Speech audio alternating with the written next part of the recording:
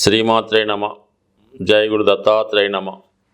ఈ వీడియోలో మనం మీనరాశి వారికి ఫిబ్రవరి 1 నుంచి 15వ తారీఖు మధ్యలో జరగబోయే వార ఫలాలు పరిశీలించినప్పుడు మరి మీనరాశి వారికి ఈ పక్షంలో చాలా గొప్ప మార్పులు రావడం జరిగింది.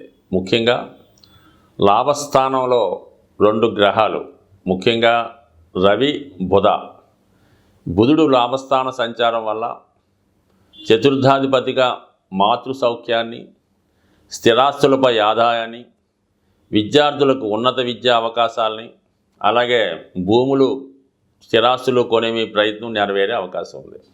ఇక సప్తమాధిపతిగా జీవిత భాగస్వామి యొక్క హోదా పెరుగుతుంది. వారి యొక్క సహకారంతో ఆర్థిక పరంగా కానీ అలాగే మానసిక సౌకర్యం కలిగించడం వల్ల భార్యాభర్తల మధ్య అన్యోన్యత, ఒక అవగాహన కలిగే అవకాశం ఉంది. అలాగే నూతన వ్యాపార ప్రారంభానికి కానీ, కొత్తగా ఆదాయ వనరులు ఎన్నుకోవడానికి కానీ, ఉన్న ఆదాయంతో పాటు అదనపు ఆదాయం సంపాదించే విధంగా ఈ బుధుని యొక్క లాభస్థితి మీకు సంపూర్ణంగా సహాయపడడం జరుగుతూ ఉంటుంది. అంటే బుధుడు తొందరగానే రోజుల్లోనే ఫలితం ఇవ్వడం జరుగుతుంటుంది. కాబట్టి ఏదైనా మీ కొత్త ప్రయత్నం చేసినప్పుడు దాని యొక్క ఫలితాన్ని మీరు చాలా తొందరగా పొందే అవకాశం ఉంటుంది. ఇక రవితో కలిసి ఉండడం వల్ల బుధుడు అత్యంత బలవంతుడై ఉంటాడనమాట. అంటే తన యొక్క విద్వత్తుకి, తనలో ఉన్నటువంటి నాలెడ్జ్ ఇంకా పెంచుకొని అటు ప్రభుత్వ సహకారం వల్ల అయితేనే, అలాగే జాతకుడు వ్యక్తిగత సామర్థ్యంతో అటు ప్రభుత్వ పథకాలు పొందే అవకాశం కానీ, ప్రభుత్వ రుణం పొందే అవకాశం ఉంటుంది. ఏదైనా జాతకుడు ఏదైనా ఉద్యోగం కొరకు ఒక ఇంటర్వ్యూకి వెళ్ళినా, ఒక రిటర్న్ టెస్ట్ రాసినా దాంట్లో సంపూర్ణ విజయం లభించే అవకాశం ఉంది. బట్ ఏదైనా జన్మజాతకంలో రవి ఏకాదశ స్థానంలో ఉంటే సమస్త దోషాలు ఎలా సాల్వ్ అవుతాయో, 11వ స్థానంలోకి రవి వచ్చినప్పుడు మిగతా గ్రహాలు కూడా జాతకుడికి కంపల్సరీగా అనుకూలించే అవకాశం ఉంటుంది. కాబట్టి ఈ సమయంలో ఇంచుమించుగా జాతకుడు ఈ నెల చివరి దాకా, అంటే 15వ తారీఖు దాకా మరి రవి ఏకాదశ స్థాన సంచారం జాతకుడికి కంపల్సరీగా ఏదో ఒక కొత్త విజయాన్ని, కొత్త ఫలితాన్ని రావడం జరుగుతూ ఉంటుంది. ఇక వ్యయస్థానంలో శని యొక్క సంచారాన్ని పక్కన పెడితే, రాశియందు సంచరిస్తున్నటువంటి శుక్రుడు ఉచ్చస్థితిలో ఉండడం వల్ల, రాహుతో కలిసి ఉండడం వల్ల జాతకుడు కొత్త పరిచయాలు పెంచుకునే అవకాశం ఉంది. విలాసవంతమైనటువంటి హోటల్లో స్టే చేయడం కానీ, పెద్ద పెద్ద ఫంక్షన్స్, పార్టీలు వాటిలో పాల్గొనడం, అలాగే విదేశ మిత్రులను కలుసుకోవడం, పెద్దగా తన మనసులో ఉన్నటువంటి కోరికల్ని, ఎంజాయ్ని తీర్చుకునే ప్రయత్నం జరుగుతూ ఉంటుంది. అలాగే ఏదన్నా మరి కొన్ని అనుకోని చికాకుల్లోనో, ఆర్థికపరమైన ఇబ్బందుల్లోనో, ఏదో ఒక స్కామ్లోనో ఇరుక్కునే అవకాశం ఉంటుంది. కాబట్టి సాధ్యమైనంత వరకు జాతకుడు పరిచయం లేని వాళ్ళతో పరిచయం పెంచుకోవడం కానీ, లేదంటే ఏదన్నా వెళ్ళకోని చోటకు వెళ్ళడం కానీ, ఎవరైనా ఆహ్వానించినప్పుడు అక్కడికి వెళ్ళడం వల్ల కానీ, ఏదన్నా ఒక ఈ వీడియో కాల్స్ లాంటివి మాట్లాడటం వల్ల కానీ, పరిచయం లేని వారితో ఊరిక డిస్కషన్ చేసుకోవడం వల్ల కంపల్సరీగా మరి ముఖ్యంగా మగవారైతే ఈ స్త్రీల యొక్క బలహీనతకి లొంగి ఏదో ఒక స్కామ్లో ఇరుక్కొని ఒక విధమైనటువంటి బ్లాక్మెయిల్కి కూడా గురే అవకాశం ఉంది. అంటే ఏదైనా ఒక హ్యాండీ ట్రాప్లో ఇరుక్కునే సూచనలు ఉన్నాయి. కాబట్టి ఎటువంటి ప్రలోభాలు పడవద్దు. అలాగే కొన్ని మెసేజ్లు మీకు కోట్లు వచ్చాయి, లక్షలు వచ్చాయి, అటువంటి వాటికి భ్రమపడొద్దు. అలాగే యూట్యూబ్లో వారు పెడుతున్నటువంటి ఈ కోట్లు, లక్షలు, స్త్రీలు, అమ్మాయిలు వ్యామోహంలో కూడా పడకుండా వాస్తవాన్ని తెలుసుకొని నిజాయితీగా ఉండడం వల్ల చాలా వరకు సౌకర్యాలు అయితే మాత్రం కంపల్సరీగా వస్తాయి. ఏదో ఒక కొత్త అనుభవం ఈ పక్షంలో మీరు తప్పకుండా చూస్తారు. ముఖ్యంగా ఏంటంటే గురువు కొంతకాలంగా వక్రగమనంలో ఉంటూ రుజుమార్గంలో మారడం వల్ల అటు ఉద్యోగంలో ప్రమోషన్ వస్తుంది, ఇంప్రూవ్మెంట్ వస్తుంది, కొత్త ఉద్యోగ ప్రయత్నాలు కూడా ఫలిస్తాయి. అలాగే కొంతవరకు రాహు ఈ గురువు వక్రించి అంటే కొన్ని బలహీనతలకి జాతకుడు లోనై ఉండడం జరిగింది. మరి గురువు ఎప్పుడైతే రుజుమార్గంలోకి వచ్చాడో తాత్కాలికంగా జాతకుడు గతంలో చేసిన పొరపాట్ల నుంచి, బలహీనతల నుంచి బయటపడి కొత్తగా తన జీవితాన్ని ముందుకు తీసుకెళ్తూ 10 మందికి ఆదర్శప్రాయంగా మారుతూ తనను తాను సంస్కరించుకుంటూ ఇతరులను మంచి మార్గంలో పెట్టే ప్రయత్నంలో గురువు స్థితి కూడా మారడం జరిగింది. ఇక కుజగ్రహం కూడా చతుర్థ స్థాన సంచారం వల్ల జాతకుడు ఏదైనా స్థిరాస్తి కొనుగోలు చేసే ప్రయత్నం ఫలిస్తుంది. అలాగే స్థిరాస్తుల మీద ఉన్నటువంటి లావాదేవీలు ఇబ్బందులు ఉంటే చాలా వరకు పరిష్కారం అవుతాయి.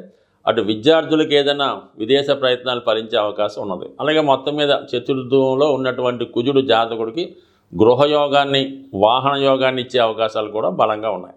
ఓవరాల్గా పరిశీలించినప్పుడు మరి ఈ గ్రహస్థితి జాతకుడు నెమ్మదిగా ఇంప్రూవ్మెంట్ కారణం అవుతూ ఉంటుంది. అయితే ఏలినాడు శని ప్రభావం వల్ల, అతి త్వరలో మారబోతున్నటువంటి జన్మశని ప్రభావం వల్ల జాతకుడు ఫైనాన్షియల్ ఇన్వెస్ట్మెంట్ చాలా జాగ్రత్తగా ఉండాలి.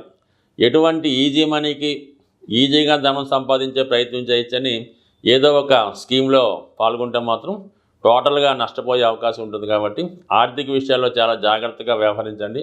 మీ స్థాయి ఎంత ఉంటే ఆ స్థాయి వరకే మీ యొక్క పరుగు ఉండాలి తప్ప అంతకు మించి ఉంటే అది బోర్లా పడే అవకాశం ఉంది. సాధారణంగా జాతకంలో గ్రహాలు పెడుతున్నటువంటి ఇబ్బందుల నుంచి బయటపడాలంటే సూర్య భగవానుణ్ణి ఆరాధించవలసి ఉంటుంది. అంటే ప్రతినిత్యం సూర్య నమస్కారం చేసుకోవడం, అలాగే ఆదిత్య హృదయం లాంటివి చదువుకోవడం కామన్గా చేస్తున్నప్పుడు కూడా చాలామందికి ఇవి కుదరనప్పుడు సూర్యునికి సంబంధించినటువంటి అత్యంత విశేషమైనటువంటి రోజు రథసప్తమి.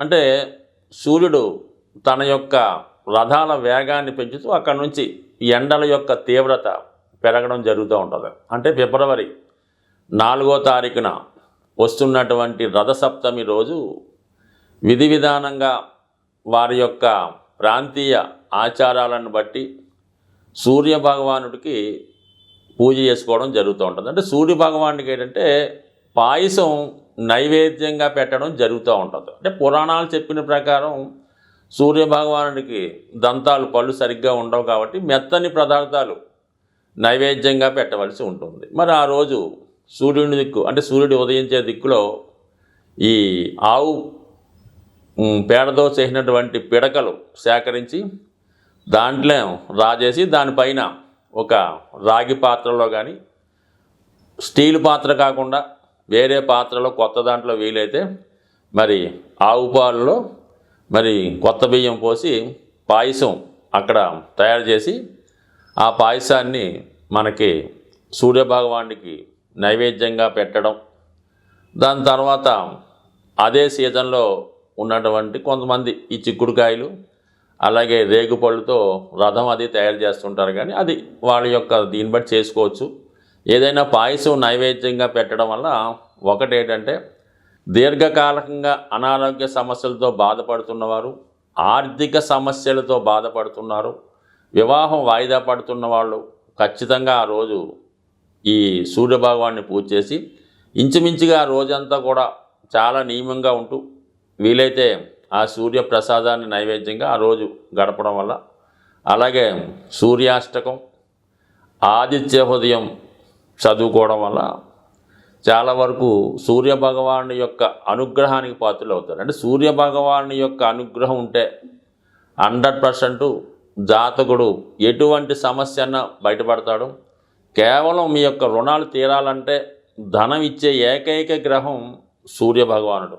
ఆ సూర్యభగవాన్ని మీరు ప్రసన్నం చేసుకోండి. ఎందుకంటే మరి సూర్యుడు తన యొక్క ఈ మకర రాశి నుంచి స్టార్ట్ అయిన ఈ ప్రయాణం మేషరాశిలో ఉచ్చస్థితి, అక్కడి నుంచి ఈ కత్తులు ఇవన్నీ ఎండలు పెరగడం ఇవన్నీ ఉన్నాయి. కాబట్టి ఏదైనా జీవితాన్ని అభివృద్ధి పరుచుకొని మంచి మార్గంలో వెళదాం అనుకున్న వాళ్ళకి, అటు ఐశ్వర్యం ఆరోగ్యం పొందాం అనుకున్న వారికి ఈ యొక్క రథసప్తమి విశేషమైనటువంటి పుణ్యదినంగా మరి అందరూ కూడా చేసుకోవడం వల్ల ఖచ్చితంగా మీకు సూర్యభగవాని అనుగ్రహంతో అష్టైశ్వర్యాలు ఆరోగ్యం కలగాలని కోరుతూ, చాలా వరకు మనకి గ్రహస్థితి బాగుంది, అన్ని సౌకర్యాలు ఉన్నాయి, అయినా దీర్ఘకాలంగా సమస్యలు ఎదురవుతూ ఉంటాయి. ముఖ్యంగా ఏంటంటే ఆ కుటుంబంలో ఉన్నటువంటి పిల్లలు వివాహాలు వాయిదా పడడం, ముఖ్యంగా భార్యాభర్తల్లో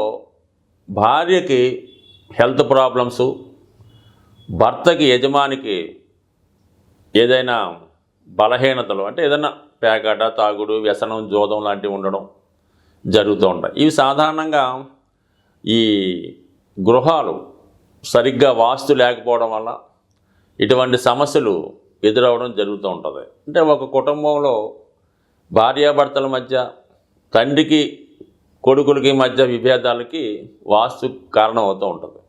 ఇది ఇల్లు మనం కట్టుకున్న తర్వాత 7 సంవత్సరాల తర్వాత దీని ప్రభావం చాలా వరకు ఎక్కువగా ఉంటుంది. ఈ వాయువ్య దోషం ఉండి ఎక్కువగా ఆర్థిక పరంగా ఎంత ధనం ఉన్నా కూడా అప్పులు తీర్చలేకపోతూ ఉంటారు.